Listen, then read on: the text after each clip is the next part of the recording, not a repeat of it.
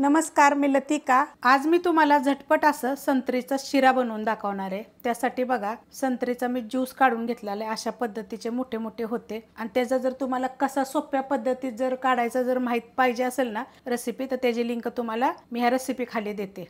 तर 1 वाटी रवा घेतलेला आहे। हा मीडियम आकाराचा, जास्त बारीक पण नाही जास्त मोठा पण नाही। आणि 1 वाटी साखर घेतलेली आहे। तर गोडी प्रमाणे साखर घ्या बरं का। कढई गरम करत ठेवली, त्याच्यामध्ये आपण तूप टाकून घेऊया। 2 ते 3 चमचे तूप टाकायचं। 3 चमचे बघा तूप टाकलेलं आहे। तुमच्या आवडीप्रमाणे तुम्ही कमी जास्त करू शकता। जर तुमच्याकडे तूप जर नसेल तर तुम्ही तेल वापरलं तरी पण चालू शकतं। तर त्यात काय करायचं माहिती आहे का, आपल्याला हे बदाम आणि काजू थोडेसे भाजून घ्यायचे आहेत। हलकेसे भाजून घ्यायचे आहेत। मोठे मोठे थोडेसे कट केलेले आणि थोडे बारीक कट केलेले आहेत। हलकंसं बघा भाजलं गेलेलं आहे, तर लगेच काढून घ्यायचं, कारण हे आत गरम असलं तर नाही तर नंतर पण ह्याचा कलर एकदम लाल भडक असा होतो आणि भाजलं जातं जास्त प्रमाणात। पण थोडं भाजलं की काढायचं, कारण हे गरम असलं की नाही की आत त्याचं भाजणं चालूच असते। आता ह्याच्यात टाकणार आहे बघा मी मनुके, ते पण लगेच बघा मी असे काढून घेणार आहे, कारण लगेच बघा असे फुगले का लगेच। आणि आता हे काढले तरी बघा हे फुगतात लगेच, कारण गरम आहे ना। हे काढून घेते। हे मनुके काढून घेतलेले आहेत। आता त्याच्यामध्ये आपण हा रवा टाकून घेऊया।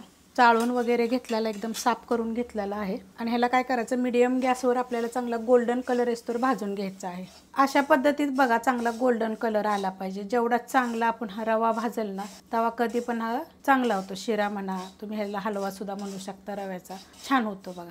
तर आता गॅस एकदम बारीक करणार आहे, कारण मी मीडियम गॅसवर हे केलं होतं। इथं मध्ये बघा मी जागा केली होती आणि त्याच्यात छोटा 1 चमचा बघा मी तूप टाकलेलं आहे। आणि त्याच्यात टाकणारे हे 2 लवंगा, तुम्हाला जर आवडत असेल तर टाका, कारण ह्या लवंगाची चव ह्याच्यामध्ये मस्त येते, त्यासाठी टाकायचं बघा। बघा मस्त असे भाजले जातात, फुगतातले। आणि आपला हा जो रवा गरम आहे ना त्याच्यानं पण चांगल्या फुगतात।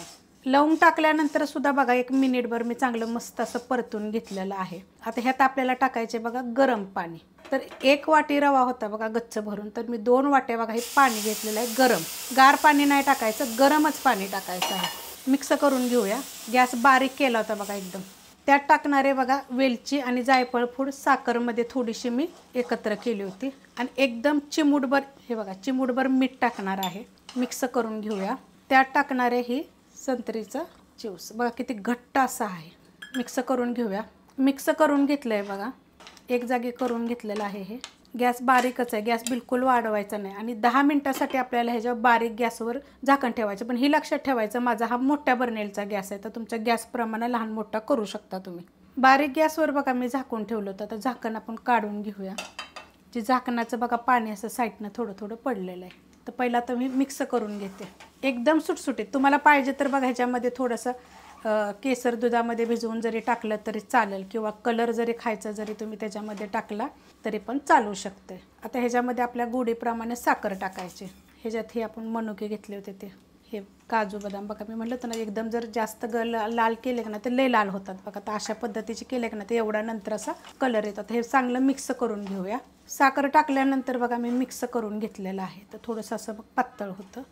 आणि गॅस बिलकुल मी वाढवलेला नाही। जेव्हा ते बारीक गॅस करून आपण झाकण ठेवलं होतं ना तर तो बारीकच गॅस आहे बघा। तर आता ह्याच्यात झाकण ठेवणार 10 मिनिटासाठी। मीडियम गॅस केला तरी पण चालू शकते। बारीक गॅसवर बघा मी परत झाकून ठेवलं होतं आपण साखर टाकल्यानंतर। गॅस तुम्हाला सांगते बारीक केला तरी चालतोय, मीडियम केला तरी पण चालतोय। बघा मस्त असं झालेला आहे, खाली लागत नाही काय नाही, एकदम सुटसुटीत असा मोकळा मोकळा होतो। हे बघा की करपत नाही वगैरे काही सुद्धा नाही बघा, मस्त असं छान असा होतो।